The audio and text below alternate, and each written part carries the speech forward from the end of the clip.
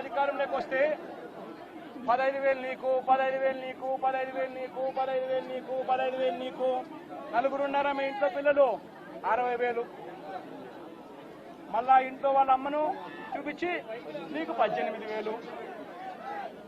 ఇవన్నీ మాటలు మాట్లాడి ఈరోజు ప్రతి అక్క అడుగుతా ఉంది, ఎన్నికలప్పుడు నువ్వు చెప్పిన మాట ఏంది? ప్రతి 18 సంవత్సరాలు నిండిన ప్రతి వయసు గల అక్క, 18 నుంచి 59 సంవత్సరాలు గల వయసు గల అక్కకు పోయి వాళ్ళు ముస్లింలు మైనారిటీ అక్కడ పడుకొని ఏడుస్తూ ఉంటే మనోడు బండి దిగడం ఒక సినిమా. 4 పాటలు చెప్తున్నా ఈ సినిమాలో నేను. మొదటి పాటు బండి దిగే ఒక పాటు, రెండో పాటు డోర్ ఇట తీసి ఇట్ట పెట్టి చేతులు ఇట్ట పెడతాడు, మళ్ళీ ఈ రెండు ఇట్ట గొవ్వగా ఇట్ట పెట్టి ఇట్ట పెడతాడు. ఆడ మనిషి చచ్చిపోయినాడు.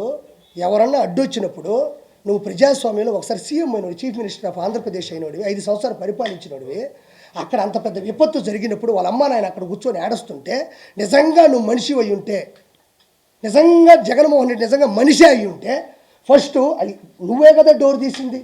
నీకు కూడా పోలీస్ సెక్యూరిటీ ఉంటుంది కదా. నీ బండి మీద అడ్డంగా ఎవడిచ్చి పడిపోతాడు? నువ్వు కావాలనే డోర్ తీయడు, కావాలనే బండి తీయడు, దాని మీద జనాలు పెట్టడం, నా రేంజ్ ఇది కాదు అని చెప్పడం. ఇది ఎప్పుడు చెప్పాలబ్బా? ఏదైనా క్యాంపెయిన్ జరిగేటప్పుడు, ఎలక్షన్స్ ముందు రోజో, లేకపోతే ఒక శుభకార్యానికి వెళ్ళేటప్పుడు, లేకపోతే ప్రజల కోసం వెళ్ళి మాట్లాడేటప్పుడు, సభలకు వెళ్ళేటప్పుడు చేస్తారు. మనిషి చనిపోయి విపత్తుతో ఉన్నప్పుడు చేస్తారా? అక్కడ కూడా ప్రమోషనే. ఇది నాస్తాయి, ఇది నాస్తాయి, ఇది నాస్తాయి. రెండో సినిమా అయిపోయింది. దాన్ని సాక్షి పేపర్లు ఏం పెట్టారు తెలుసా? జగన్కి క్రేజ్ ఏమాత్రం తగ్గలేదు. ఇనుకొండలో విపత్తు, జగన్ హాజరు, ఇది 9వ 10వ ఈ తమ్ముళ్ళు. జగన్ క్రేజు ఏమాత్రం తగ్గలేదు. ఎవడైనా మనిషి అన్నాడు, మృగజాతి పుట్టాడు తప్ప, ఇదిగా తప్ప ఎవరైనా మనిషి అన్నాడు విపత్తుల్లో వినుకొండలో ఒక సంచలనం జరిగితే జగన్ క్రేజు ఏమాత్రం తగ్గలేదు అని ఎక్కడైనా ఏ పేపర్లైనా వేస్తారా, ఏ టీవీలైనా వేస్తారా? ఒకసారి యూట్యూబ్లో తొంగి చూడండి ఒకసారి. అది ఎంతవరకు సమంజసం? ఇందుకు గత అతను ఓడిపోయింది, ఇందుకు గత అతను 11 సీట్లు వచ్చింది.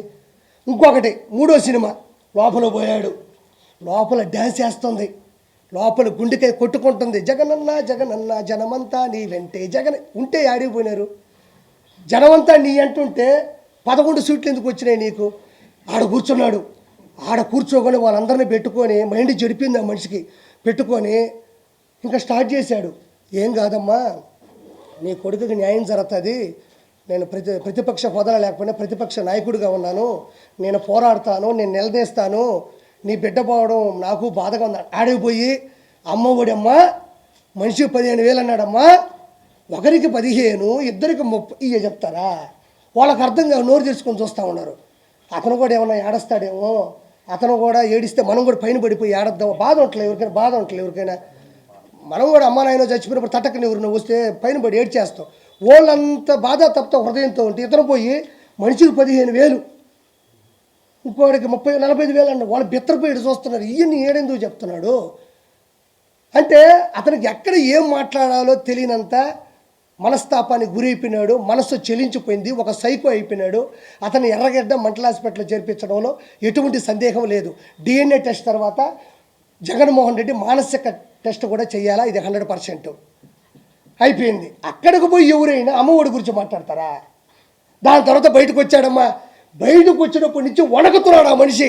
ఎందుకంటే అక్కడ ఉండేది ఒక సాక్షి మాత్రమే కాదు కదా, 100-150 ఛానళ్ళు ఉన్నాయి. ఎవరు ఏమడగతారో ఏది అడిగితే మనం సమాజం చెప్పండి టకటకటకి పెట్టేశాడు అంతే. ఇంకా టకటక 1 by 1 వెళ్తున్నాడు. ఇది తప్పు. కళ్ళు మూసు కళ్ళు తెరిస్తే మన ప్రభుత్వం వచ్చేస్తుంది. రాష్ట్రపతి పాలన కావాలా, ఈవీఎం ట్యాంపరింగ్లు, ఫస్ట్ ప్రత్యేక హోదా కావాలా, తర్వాత ప్రతిపక్ష హోదా కావాలా, తర్వాత ఈవీఎం ట్యాంపరింగ్లు, ఆ తర్వాత కళ్ళు మూసి కళ్ళు తెరిస్తే 5 సంవత్సరాలు అయిపోతాయి. ఆ తర్వాత రాష్ట్రపతి పాలన కావాలా. పెట్టుకున్నాడు, చదువుకుంటూ వెళ్తా ఉన్నాడు. పాపం ఎవరో ఒక వ్యక్తి వచ్చి మధ్యలో సార్ అన్నాడు, నువ్వు ఆంధ్రజ్యోతి అన్నాడు. సార్ అంటే మొహం చూసిన తర్వాత కింద చూస్తే కదా ఆంధ్రజ్యోతి ఏదో తెలుస్తుంది. గబక్క నీది ఆంధ్రజ్యోతి అనే అతని మీద సీరియస్ అయిపోయినాడు. ఎందుకు సీరియస్ అయిపోయినాడు? అతను ఒకటి రాసుకో ఉన్నాడు, అది రాసుకుని అతను పంపించేసేయాలి. మీరు మధ్యలో క్వశ్చన్ అడిగితే మీరు ఏం క్వశ్చన్లు అడతారు తెలుసా? సార్ మాచర్ల నియోజకవర్గంలో గుండ్లపాడు అనే గ్రామంలో తోటా చంద్రయ్యని జై చంద్రబాబు ఉన్నారని కంఠం కోసేశారు, అప్పుడు మీరు ఎందుకు పరామర్శించలేదు అని మీరు అడగతారని భయంతో మీ మీద కసురుకున్నాడు. అమర్నాథ్ గౌడ్ని ఒక 10వ తరగతి చదువుతున్న కుర్రాడు వాడు అక్కను పట్టుకొని ఏదో తప్పుడు మాటలు మాట్లాడి ర్యాగింగ్ చేస్తే తట్టుకోలేక నిలదీస్తే కిరోసిన్ పోసి కాల్ చేస్తే మీరు ఎందుకు పరామర్శించలేదని మీరు అడగతారని భయపడ్డాడు. అనంతబాబుని ఒక ఎమ్మెల్సీ తన డ్రైవర్ సుబ్రహ్మణ్యం చంపి డోర్ డెలివరీ చేస్తే ఆ రోజు మీరు ఎందుకు వచ్చి పరామర్శించలేదని మీరు అడగతారని భయపడ్డాడు. సొంత బాబాయిని గొడ్డలు పెట్టుకుని ఎర్రగంగిరెడ్డి, దస్తగిరి వీళ్ళందరూ, సునీల్ కుమార్ ఎవడు యాదవ్ కావచ్చు, అవినాష్ రెడ్డి కావచ్చు, ఒక 5-6 మంది అక్యూజులు కలిసి మీ బాబాయిని చంపేస్తే ఆ రోజు కూడా మాట్లాడి వెళ్ళిపోయావు, కానీ కన్నీళ్లు మీరు ఎందుకు పెట్టలేదని మీరు అడగతారని చెప్పేసి ఆ వ్యక్తి భయపడిపోయాడు. లేకపోతే ప్రెస్ వాళ్ళు అడిగే క్వశ్చన్లకి ఇవ్వడం నా బాధ్యత. మొన్న కూడా చాలామంది నేను మాట్లాడినందుకు 4-5 క్వశ్చన్లు అడిగారు. నేను మాట్లాడేది మీరు టెలికాస్ట్ చేయడానికి వచ్చిన పని అయితే మీరు ప్రెస్ వాళ్ళు ఎవరు? మీకు వచ్చిన క్వశ్చన్లు, డౌట్లు, నన్ను నిలదీయడం, నన్ను ప్రశ్నించడం, నన్ను ఎదిరించడం, అవసరమైతే నన్ను బెదిరించడం అనేది ప్రెస్. ఆ విధంగా అతను పట్టుకొని నానా మాటలనేసి అక్కడి నుంచి అంతకుముందు కూడా ఏదో పిన్నెల్లి రామకృష్ణారెడ్డి గురించి మాట్లాడుతున్నప్పుడు కూడా ఏదో లాస్ట్ క్వశ్చన్ అడుగుతుంటే వెళ్ళిపోయాడు.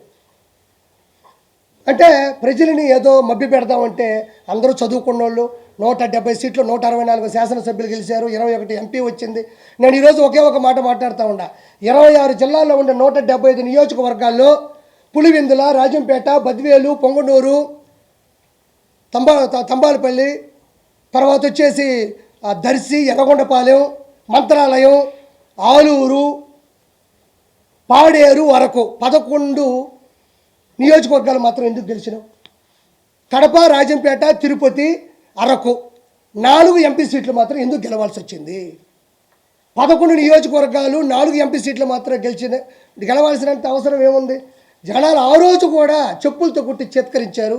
ఈ రోజు నేనేమంటున్నా అంటే నా బాధ ఏమీ లేదు. ఫైనల్గా మీకు చెప్పేది ఒకటే, ఇతను రావణ కాష్టం సృష్టిద్దామని బీహార్ నుంచి కొన్ని వేల మంది జనాలు తీసుకొని వచ్చేస్తారు. 140 నుంచి 160 సీట్లన్నా వేమిరెడ్డి గారు గెలుస్తారన్నా, పవన్ కళ్యాణ్ గారు భారీ మెజారిటీతో గెలుస్తారన్నా, తిరుగులేని మెజారిటీ కూటమి గెలుస్తారని చెప్పిన జగన్మోహన్ రెడ్డి వెంకటేశ్వర స్వామి చేత కాలుతో తన్నించబడతాడని కూడా మీకు చెప్పిన.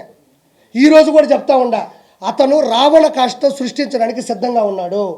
అంటే మధ్యంతర ఎన్నికలు అంటే ఏమంత అవిశ్వాసం జరిగింది, ఏమంత అవిశ్వాస తీర్మానం ఉంది, ఏమంత ఒక వ్యక్తి, ఒక రషీద్ అనే కుర్రాడు, ఒక జలాన్ అనే కుర్రాడు, ఇద్దరు ముస్లిం మైనారిటీ సభ్యులు, ఇద్దరు కూడా ఆల్రెడీ వైఎస్ఆర్సీపీలో ఉన్నోళ్ళే. వాళ్ళు వైఎస్ఆర్సీపీలో ఉన్నారు, ఫోటోలు దిగుతున్నారు. వాళ్ళు ఒక 5-10 సంవత్సరాల నుంచి కూడా గొడవలు పెట్టుకొని పెట్రోల్ మీద వాళ్ళ బైక్ మీద ఇతను దాడి చేయడం, వాళ్ళ చెల్లిని ఇతను ఏదో అనడం, వాళ్ళ మీద కూడా ఎఫ్ఐఆర్లు కూడా ఆల్రెడీ బుక్ అయ్యి ఉండే స్థానికంగా కూడా వినుకొండలో. ఇవన్నీ ఉన్నప్పుడు జగన్మోహన్ రెడ్డి ఒకటి చేయాలి, రావాలి, అమ్మ మేము ప్రశ్నిస్తాం, మీకు న్యాయం చేస్తాం, మీరు చనిపోయిన దానికి మేము బాధపడుతున్నాం, డబ్బులు ఇప్పిస్తామని చెప్తాం. వచ్చి రాగానే ఇది చేసింది టీడీపీ వాళ్ళిద్దరూ వైఎస్ఆర్సీపీ అయ్యి ఉంటే, నీ కార్యకర్తలు అయ్యి ఉంటే, వాళ్ళకి పడకపోతే వాళ్ళు చచ్చిపోయినా కూడా ఒక మనిషిని విడదీసి టీడీపీలు వేస్తావా? అది ఎంతవరకు సమంజసం? అదేమన్నంటే ఫోటో దిగు, ఏవయా నేను కూడా ఒక బర్త్డే చేసుకుంటా, 10 మందిని పిలిస్తే 20 మంది వస్తారు, వాళ్ళు వచ్చి నాతో ఫోటో దిగి నోట్లో ఒక కేకు పెట్టినప్పుడు నోరు మూసుకొని ఉంటాను. నేనా నోరు తెరుస్తాను కదా? నోరు తెరిగినా అది సభా మర్యాద కదా? నోరు తెరిగినా వాళ్ళు ఏమన్నా చెప్పండి, ఏమన్నా ఎమ్మెల్సీయా, జడ్పీటీసీయా, ఎంపీటీసీయా, లేకపోతే వాళ్ళు ప్రధాన కార్యకర్తలా, లేకపోతే మీ చేత సభ్యత్వం తీసుకున్న వాళ్ళు వైఎస్ఆర్సీపీ టీడీపీ అని చెప్పడానికి, లేకపోతే ఇంతకుముందు ఎమ్మెల్యేలా, లేకపోతే ఒక స్పోక్ పర్సన్సా, లేకపోతే అంతర్జాతీయ ప్రధాన కార్యదర్శులా? వాళ్ళని టీడీపీ, వీళ్ళు టీడీపీ